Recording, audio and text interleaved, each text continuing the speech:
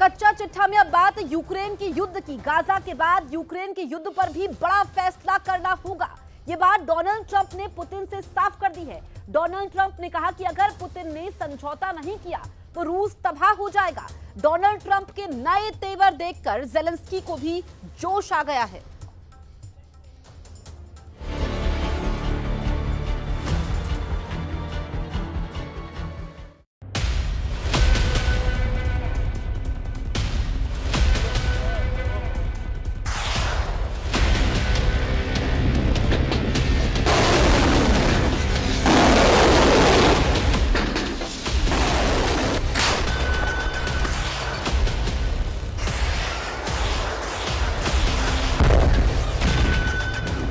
2022 में युद्ध शुरू हुआ, 2023 में युद्ध तेज हुआ, 2024 में युद्ध खतरनाक हुआ। अब 2025 में क्या ये महायुद्ध बन जाएगा?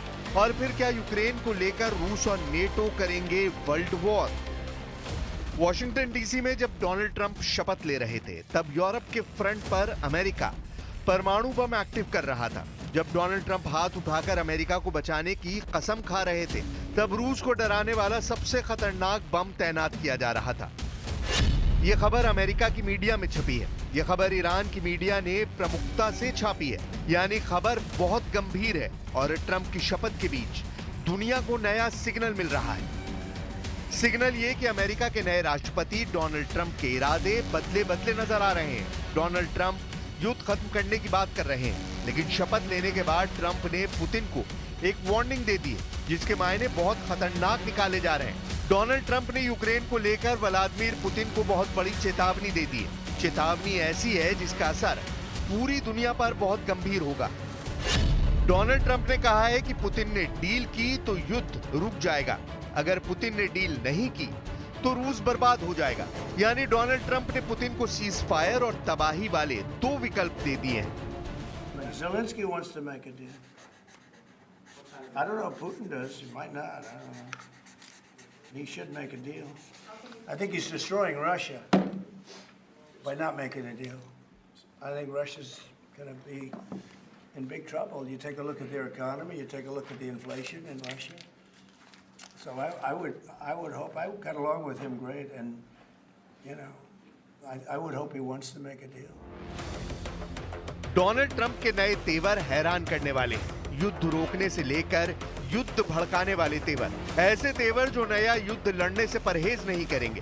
ट्रंप की लाल आंख दिखाने वाली नई रणनीति के पीछे अमेरिका के 500 बहुत ही खतरनाक बम बताए जा रहे हैं, जो अमेरिका के हर दुश्मन को 10 बार तबाह कर सकते हैं। इनका नाम है B-61 thermo nuclear bomb. America ने ऐसे 500 बम को सबसे बड़े युद्ध के लिए अपग्रेड किया है। इस पर खर्च हुए हैं $9 बिलियन।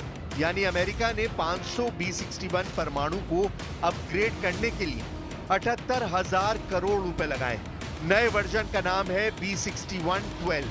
12 फुट लंबे इस बम का वॉरहेड 50 किलोटन का होता है, जो 50,000 टन TNT के बराबर तबाही मचाने की क्षमता रखता है। 1945 में अमेरिका ने जापान के हिरोशिमा पर जो बम गिराया था, वो 15 किलोटन का था, जबकि B-61-12 50 किलोटन का है। 50 किलोटन यानी 50,000 टन TNT।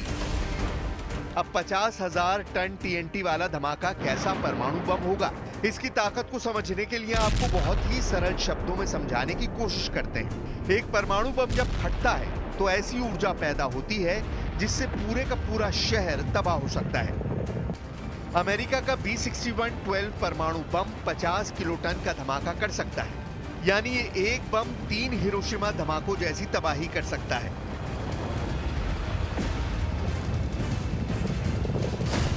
ट्रंप जब शपथ ले रहे थे तो उन्होंने इस बात की कसम खाई कि वो अमेरिका की हिफाजत करेंगे, लेकिन अब अमेरिका ने परमाणु बम को लेकर जो फैसला किया है, उसे लेकर तनाव बढ़ने का डर है। ट्रंप की शपथ वाला वीडियो आने के साथ ही व्लादिमीर पुतिन ने बड़ा खेल कर दिया। उन्होंने शी जिनपिंग से वीडियो कॉल का वीडियो जारी कर दिया। इस ऑनलाइन मीटिंग में रूस और चीन ने अपने संबंध और मजबूत करने का इरादा जाहिर किया है। Уважаемый председатель Си Цзиньпинь, дорогой друг, искренне рад вас приветствовать и иметь возможность переговорить по сложившейся доброй традиции в начале года. ये बात साफ है कि चीन और रूस की दोस्ती अमेरिका के खिलाफ एक बड़े मोर्चे को तैयार करने का हिस्सा है, क्योंकि जब अमेरिका में परमाणु बम तैयार रखने की बात चल रही है, तब रूस और चीन उत्तर कोरिया के साथ मिलकर यूक्रेन के मोर्चे को आगे बढ़ाने पर जोर दे रहे हैं। जबकि यूक्रेन के राष्ट्रपति वोलोदिमीर ज़ेलेंस्की ने ट्रंप को रिझाने की नई कोशिश शुरू कर दी है। Він сильна людина. Я бажаю успіху президенту Трампу, всій Америці. Українці готові працювати разом з американцями, щоб досягти миру, справжнього миру. Це шанс, яким потрібно скористатися. यूक्रेन में चल रहे युद्ध को लेकर ज़ेलेंस्की को जो रिपोर्ट मिल रही है वो बहुत अच्छी नहीं है। पुतिन ने डॉनबास के बड़े हिस्से को अपने कब्जे में ले लिया है और अब कोई ना कोई नया शहर रूस के कंट्रोल में कब आ जाएगा, ये बैड न्यूज के लिए भी वो तैयार रहते हैं। वहीं कुर्स्क के मोर्चे पर यूक्रेन ने रूस को हराने के बड़े बड़े दावे किए हैं, लेकिन सप्लाई लाइन को लेकर यूक्रेन बड़ा डर महसूस कर रहा है। वॉर फ्रंट पर मौजूद यूक्रेन के सैनिकों का हौसला भी पस्त है और ट्रंप की ताजपोशी से उनको कोई खास उम्मीद भी नजर नहीं आ रही। Не чекаю нічого, чесно. Я роблю свою роботу. Мені важко дискутувати на цю тему, тому що все ж таки я більш як обиватель спостерігаю за цим, але із допомоги, чого б хотілося, мабуть, більше авіаційної якоїсь техніки, тому що є питання з кабами, воно не вирішено. І мені здається, що посилення авіаційної складової, воно зможе допомогти. Але, знову, це моя така суб'єктивна особиста думка. पुतिन की फायर पावर नेटो से ज्यादा अब यूक्रेन जानता है। ट्रंप से लेकर ब्रिटेन के प्रधानमंत्री स्टारमर और मैक्रो और मेलोनी तक पुतिन की ताकत पहचानते हैं, लेकिन ज़ेलेंस्की और उनकी सेना ने 1000 दिन पुराने युद्ध में हर बार पुतिन को कम आंका है। З Вовчанська до Харкова, в принципі, зовсім недалеко. Загроза постійно є, вона постійно в повітрі. Ну і крім того, там кордон, тому постійно йдуть обстріли. Я не кажу навіть за Вовчанськ, в якому артилерія, танки, дрони, все, що може бути.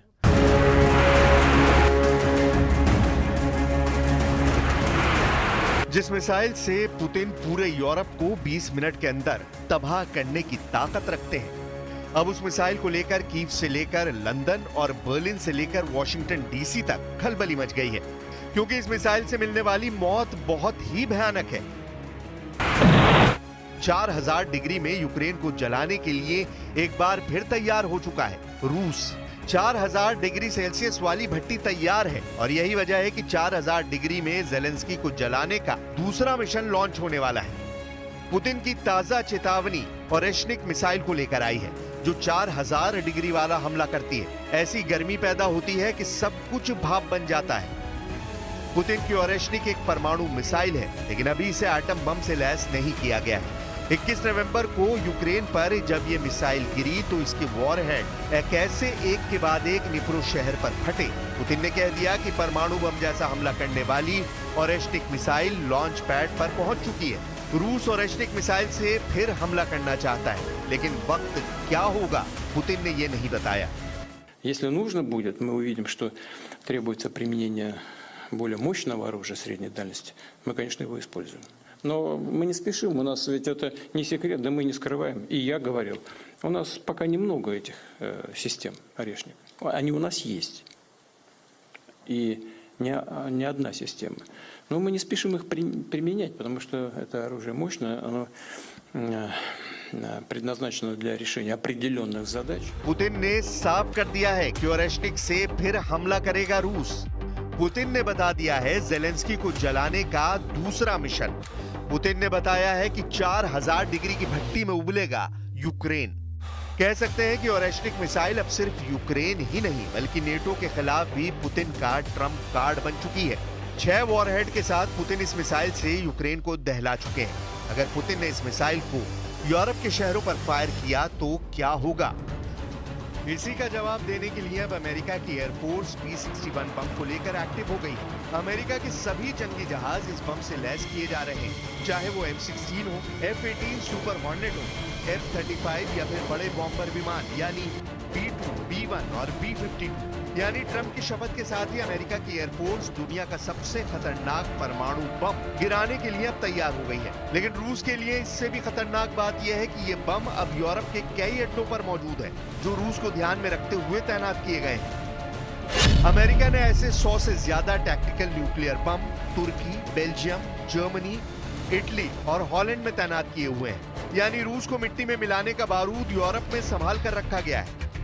इस सब के बीच अमेरिका की सत्ता में डोनाल्ड ट्रंप की वापसी से रूस को जो उम्मीद थी वो खत्म होती नजर आ रही है। डोनाल्ड ट्रंप अब उस बम से लैस हो चुके हैं जो नेटो को बचाने के लिए इस्तेमाल किया जा सकता है। इसका खतरा रूस को बहुत ज्यादा है। नेटो देशों ने पहले ही पैनिक बटन दबा दिया है कि अगर यूक्रेन और बाकी मोर्चे से अमेरिका पीछे हटा तो यूरोप का क्या होगा।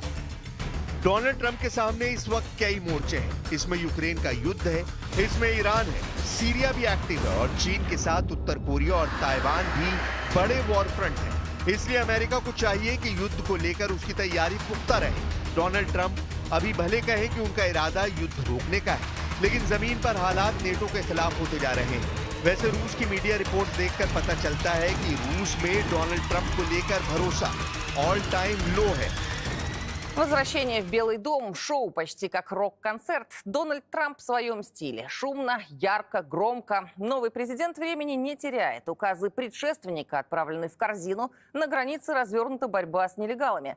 В речи во время инаугурации про Украину Трамп даже и не вспомнил. Но от вопросов об урегулировании конфликта уйти не смог. Менее суток назад Дональд Трамп официально вступил в должность президента США. Он принял присягу на церемонии в Вашингтоне, а сразу после инаугурации отменил 78 решений Джо Байдена и подписал несколько десятков других указов.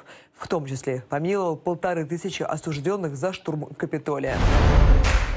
यूक्रेन के युद्ध का मोर्चा बहुत खतरनाक हो चुका है। इस वक्त रूस में कुर्स्क के बड़े इलाके पर यूक्रेन का कब्जा है और पुतिन के साथ उत्तर कोरिया के फौजी भी वहीं डटे हुए हैं। जेलेंस्की को यहाँ अमेरिका और ब्रिटेन से मदद मिल रही है। इस बात ने पुतिन को बहुत ज्यादा गुस्से से भर दिया है, क्योंकि नेटो के दोनों देश अब यूक्रेन को ऐसे हथियार इस्तेमाल करने की इजाजत दे चुके हैं जिनसे रूस के अंदर गहराई तक हमला किया जा रहा है।